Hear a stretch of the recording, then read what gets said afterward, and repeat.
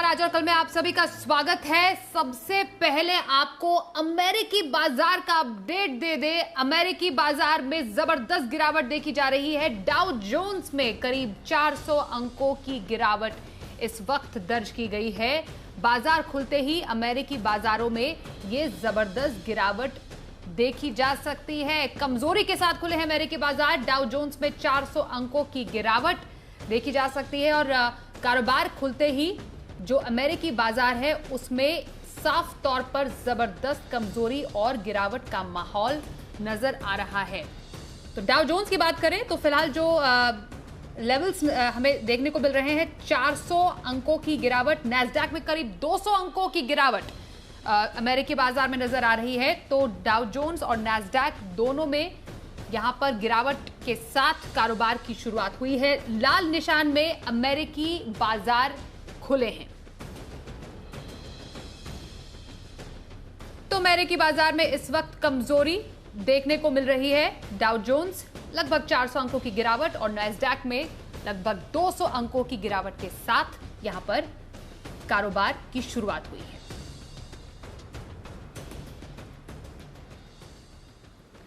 आइए बाजार आज और कल में आपको बताते हैं बाजार में आज का पूरा अपडेट और साथ ही कल के लिए क्या रखें आप स्ट्रैटेजी। और हमारे साथ कल की आपकी स्ट्रैटेजी के लिए शो में शामिल हैं जी बिजनेस के मैनेजिंग एडिटर अनिल सिंघवी। इनसे कल के लिए बाजार पर स्ट्रैटेजी समझेंगे।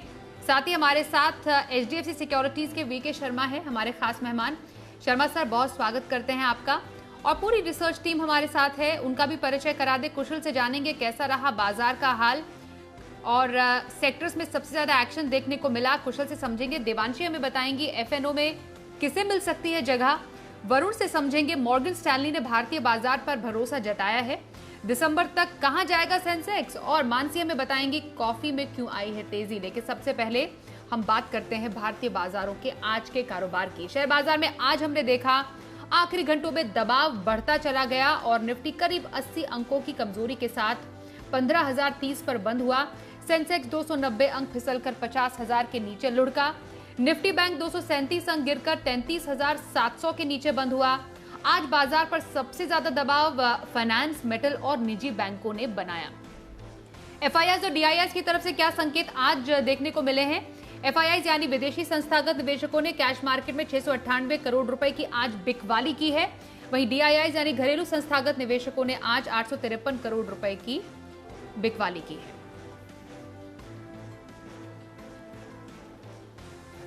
और आइए एडिटर्स टेक में अनिल जी से समझते हैं कि 2 दिन की शानदार तेजी के बाद आज बाजार में गिरावट आने की वजह क्या रही।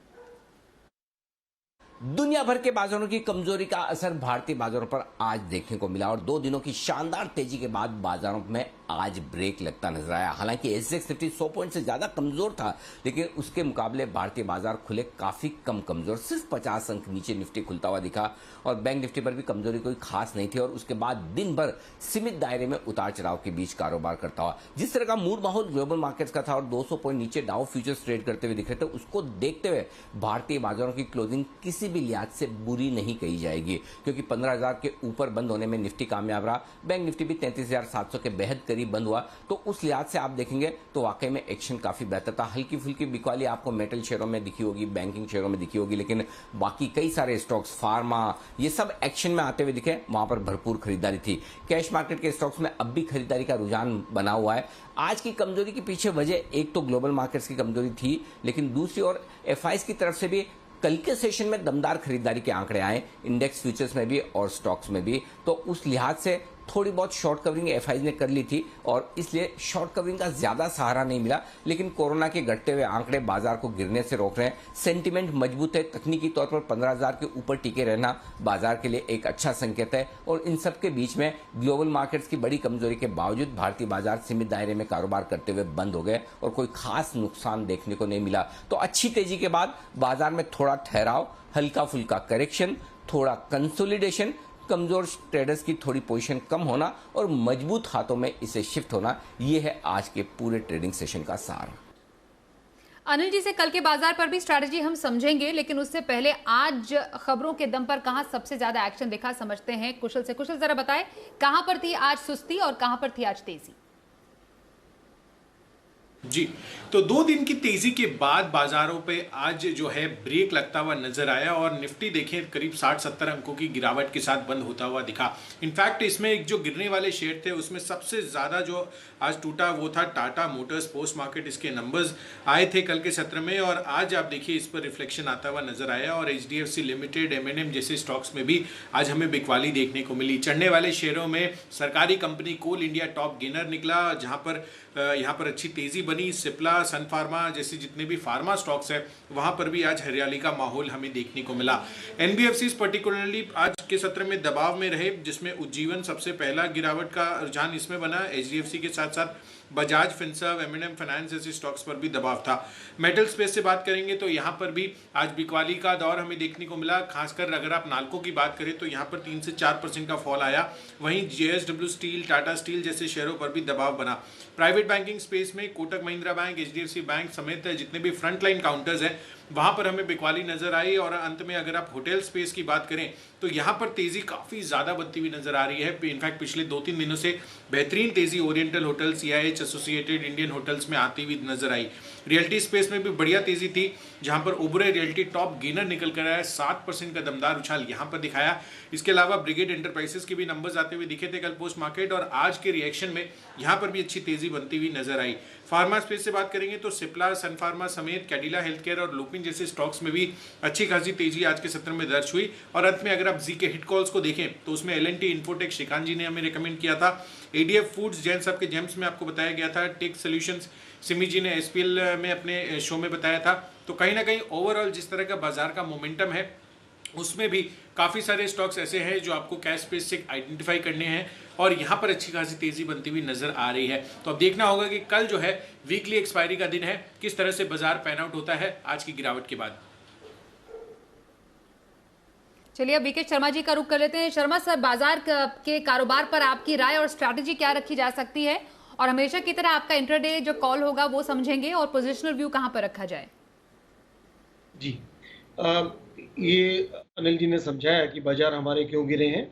उसके अलावा मैं ये कहना चाहूँगा कि ये जो नतीजे हैं ये अच्छे आ रहे हैं और अगले क्वार्टर के भी नतीजे अच्छे आएंगे, और जो कम केसेस हो रहे हैं कोरोना के उसके चलते हुए मार्केट का कॉन्फिडेंस है, जो डिस्पाइट इतना और जिस लेवल पे हम वापस 15,000 के ऊपर ही बंद हुए हैं, तो यहाँ से लगता है कि मार्केट थोड़ा सा नीचे जा सकता है लेकिन वो फिर भी अंततः ऊपर ही जाएगा। तो जो आज की डेट में एक इंट्राडे पिक जो अगर आपको लेना हो तो दवाई वाली कंपनियां काफ़ी आज उनकी डिमांड थी, और उन्हीं में से एक कंपनी डॉक्टर रेड्डीज में चुन के लाया हूँ जो करीब 5,247 पे आप इसको ले सकते हैं। 5,170 ये तो क्लोजिंग प्राइस थी, 5,170 का स्टॉप लॉस रखें और आपका टारगेट रहेगा 5,370। ये इंट्राडे है तो आप जाने के पहले आप इसको पोजीशन को काट सकते हैं। तो और पोजीशनल ट्रेड में अगर हम देखेंगे तो एक जाना माना स्टॉक आदित्य बिरला कैपिटल, जो अनिल जी ने और बाकी अब आपके जो पैनलिस्ट हैं उन्होंने भी कई बार बताया है, तो इसके नतीजे थे वो काफ़ी अच्छे थे और जो स्टॉक है अपना लगातार 50 दिन के मूविंग एवरेज पे सपोर्ट ले रहा है। तो मुझे लगता है ये थोड़ा सा अभी बढ़ सकता है यहाँ पे, तो आप इसको 128.50 रुपये जो इसका क्लोजिंग भाव है वहाँ पे खरीद सकते हैं। 122 रुपये का स्टॉप लॉस रखिए, 140 का रहेगा टारगेट। तो ये हफ्ते भर में ये पोजिशनल ट्रेड है आपकी, हफ्ते भर में नहीं हो तो आप स्टॉक से निकल सकते हैं ट्रेडिंग की दृष्टि से। बिल्कुल, शर्मा जी के 2 कॉल्स, इंट्राडे में डॉक्टर रेड्डीज में खरीदारी की सलाह और हफ्ते भर की खरीदारी आदित्य बिरला कैपिटल में करने का सुझाव उन्होंने दिया है। बातचीत जारी रहेगी, लेकिन इससे पहले आपको बताएं FNO में किसे मिल सकती है एंट्री और कौन से शेयर है मजबूत दावेदार। पूरी लिस्ट है देवांशी के पास, बताइए देवांशी। जी बिल्कुल, आप देखिए वायदा बाजार के स्टॉक्स में यूजुअली बहुत ज़्यादा एक्शन देखने मिलता है, काफ़ी उतार चढ़ाव के साथ कामकाज देखने मिलता है। अब ये जो वायदा बाजार की लिस्ट है और भी ज़्यादा लंबी होने का अनुमान लगाया जा रहा है। IIFL रिसर्च का ये मानना है कि करीब 34 नए शेयर्स इस बार FNO या वायदा बाजार में ऐड होने का अनुमान है। आमतौर पर मैं आपको बता दूं कि हर साल मई के महीने में कुछ ऐसे स्टॉक्स की घोषणा होती है जो कि वायदा बाजार में शामिल हो सकते हैं। ये स्टॉक्स की जो घोषणा होती है वो NSE करती है, तो इस साल भी यही अनुमान अनुमान लगाया जा रहा है कि मई के अंत तक हम देखेंगे कि ये सारे जो स्टॉक्स हैं जो नए शामिल होते हुए दिखेंगे वायदा बाजार में, उसकी घोषणा हो सकती है। आईएफएल ने ये लिस्ट शेयर की है कि कौन से ऐसे पोटेंशियल दावेदार हैं जो कि वायदा बाजार में शामिल होते हुए दिखेंगे। मौजूदा जो लिस्ट है वायदा बाजार की करीब 156 स्टॉक्स की है। ये मैं आपको याद दिला दूं कि मार्च सीरीज में या फरवरी में ये घोषणा हुई थी, करीब 16 नए स्टॉक्स वायदा बाजार में ऐड होते हुए दिखे थे। तो फिलहाल यही अनुमान लगाया जा रहा है कि 10 से ज़्यादा जो स्टॉक्स है वो वायदा बाजार में शामिल होते हुए दिख सकते हैं। मैं आपको बता दूं कि कौन से ऐसे दावेदार हैं। सबसे ज़्यादा जहां पे हम देखते हैं कि ट्रेडिंग वॉल्यूम्स होते हैं, ट्रेडर्स फेवरेट स्टॉक होते हैं, वहां पे हम देखेंगे कि ये एडिशंस होते हुए दिख सकते हैं, जिसमें एवेन्यू सुपरमार्ट पहले नंबर पे है और बहुत टाइम से माना जा रहा है कि ये जो स्टॉक है वो एक अहम दावेदार है जो कि वायदा बाजार में शामिल हो सकता है। इसके साथ ही आप देखिए एसबीआई कार्ड्स भी शामिल होता हुआ दिख सकता है, जिस तरह से मूवमेंट आती हुई दिख रही है। CDSL, FL India, IDFC limited, ये कुछ ऐसे अहम स्टॉक्स हैं जो कि ट्रेडर्स फेवरेट है और आने वाले समय में ये वायदा बाजार में शामिल होते हुए दिख सकते हैं। इसके अलावा भी जो लिस्ट है वो काफ़ी लंबी है पोटेंशियल दावेदार की। मैं आपको बता दूं कि इसमें Adani green, Adani transmission, Dixon technology, Astral polytechnic जैसे स्टॉक्स भी शामिल हैं। साथ ही Ipca laboratories, India mart, IEX, Emami, Tata Elxsi, Aditya Birla fashion and retail, MCX, Indian hotel, Sanofi, Polycab, ये कुछ और स्टॉक्स हैं जो कि फिलहाल अच्छे पोटेंशियल्स हैं, जहां पे हम देखेंगे कि आने वाले समय में वायदा बाजार में ये शामिल होते हुए दिखेंगे। लेकिन सबसे अहम होगा ये देखना कि क्या मई महीने में कुछ ऐसे स्टॉक्स की घोषणा होती है जो कि वायदा बाजार में शामिल होंगे। आगे बढ़ते हैं। मॉर्गन स्टैनली ने भारतीय बाजार पर भरोसा जताया है। अब इस भरोसे की वजह भी होगी और साथ ही दिसंबर तक कहां जाएगा सेंसेक्स, पूरी रिपोर्ट लेकर हमारे साथ है हमारे सहयोगी वरुण। बताइए।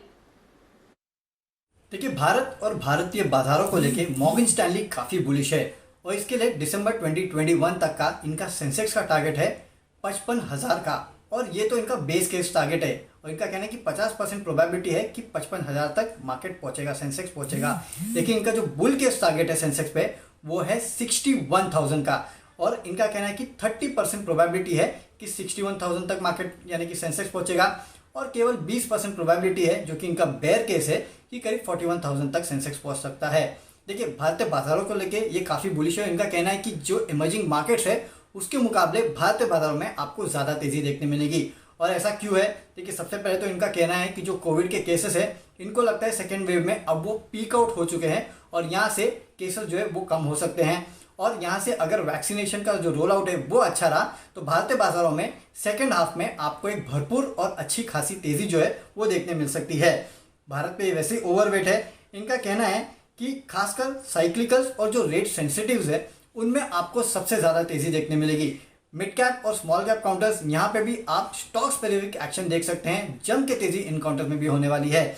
इसके अलावा जो ग्लोबल साइक्लिकल्स है और डिफेंसिव्स में जो एक्सपोर्ट रिलेटेड डिफेंसिव्स है वहां पे आपको खासकर फोकस करना चाहिए। अभी ऐसा क्यों कह रहे हैं? क्योंकि घरेलू खपत, इनका कहना है कि हो सकता है कि रूरल इंडिया में जिस तरह के केसेस बढ़े हैं उसके चलते शायद घरेलू खपत में थोड़ा बहुत गिरावट आ सकती है, लेकिन जो एक्सपोर्ट डिफेंसिव्स है वहां पे आपको ज्यादा फोकस करना चाहिए। तो ये वो कुछ सेक्टर्स है जहां पे आपको तेजी देखने मिलेगी। इसके अलावा वैल्यूएशन के लिहाज से भी अगर आप देखेंगे तो पिछले 25 साल का सेंसेक्स का जो पी है वो करीब 19.7 है, और अभी अगर आप फॉरवर्ड लुकिंग पी देखेंगे 55,000 पे अगर जाता है सेंसेक्स तो भी फॉरवर्ड लुकिंग पी जो है वो करीब 17.5 पे रह सकता है, और ट्रेलिंग पी 21.2 के आसपास रह सकता है। यानी कि यहाँ से उछाल आने के बावजूद भी जो सेंसेक्स का पी है वो काफी सस्ता रहने वाला है। तो एक तो वैल्यूएशन काफी सस्ते हैं सेंसेक्स के, इनको ऐसा लगता है, और साथ ही साथ जो रिकवरी आने वाली है कोविड के केसेस कम होने के बाद उसको लेके काफी बुलिश है। इनका कहना है कि इमर्जिंग मार्केट्स में तो भारत पूरी तरह से आउट परफॉर्म करेगा। इसके लिए बेस केस 55,000 का टारगेट इन्होंने दिया है, और बुल केस सेंसेक्स पे 61,000 का टारगेट जो है ये दिसंबर 2021 के लिए दे रहे हैं। बहुत शुक्रिया वरुण, ये पूरी रिपोर्ट हम तक पहुंचाने के लिए। आगे बढ़ते हैं और अब देखते हैं शर्मा जी का ऑप्शन।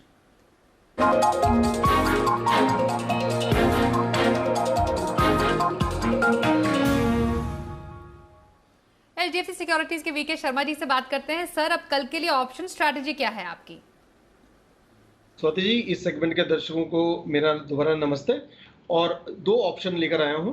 तो पहला ऑप्शन है आईसीआईसीआई जीआई, जो जनरल इंश्योरेंस की कंपनी है आईसीआईसीआई की, तो वो काफ़ी अच्छी लग रही है अभी भी, और वहाँ पे मेरी सलाह ये है कि 1500 की कॉल आप 34 रुपये पे लें, 22 रुपये का आप रखें स्टॉप लॉस और 52 रुपये का इसमें टारगेट रखें। दूसरा जो स्टॉक है वो है लुपिन। दवाइयों की कंपनी चली है और ये भी चल रहा है। ऐसा लगता है कि जिस तरह का कंसोलिडेशन अब इसमें हो रहा है कि ये थोड़ा सा अब अगले 15 दिन में और ऊपर जाएगा, लेकिन ये पोजीशन ट्रेड आपको जो ऑप्शन की है वो 27 तक ही रखनी है, उसके बियॉन्ड आप लेके नहीं जा सकते। मई के महीने की मैं बात कर रहा हूँ, तो वही कॉल लें। तो 1220 की कॉल आप लें 27 रुपये पे, स्टॉप लॉस रखेंगे 19 रुपये, टारगेट आपका रहेगा 40 रुपये। दोनों में अगर कोई एक स्टॉक चुनना हो तो इस वक्त जो ज़्यादा स्ट्रेंथ है वो लुपिन के अंदर दिखती है। आइए अब समझते हैं कल के बाजार पर क्या बनाए स्ट्रैटेजी, और अनिल जी से समझते हैं कल बाजार के लिए अहम संकेत कौन से होंगे और निफ्टी और बैंक निफ्टी के अहम लेवल्स वायदा बाजार के एक्सपायरी के दिन क्या हो सकते हैं। कल बाजारों में भरपूर एक्शन का दिन रहेगा। पहले तो हफ्ते की एक्सपायरी है और उस लिहाज से देखते हैं शॉर्ट कवरिंग या फिर लॉन्ग अनवाइंडिंग दोनों में से क्या भारी पड़ता है। लेकिन ग्लोबल मार्केट्स के दम पर आपकी शुरुआत होगी। 200 अंक नीचे डाउ फ्यूचर्स हैं, तो काफी हद तक हमें यह अंदाजा है कि अमेरिका में एक कमजोर सेशन रह सकता है। लेकिन अगर इसके विपरीत अमेरिकी बाजारों में थोड़ी बहुत भी रिकवरी आ जाए तो बाजारों को जोश देने वाली होगी, और अगर इससे ज्यादा गिरे तो फिर देखना होगा सुबह डाउ फ्यूचर्स किस तरह का कारोबार करते हैं और उसके बाद हम वहां से दिशा लेंगे। वहां से दिशा लेने के बाद भारतीय बाजार अपनी चाल पर आगे बढ़ेंगे।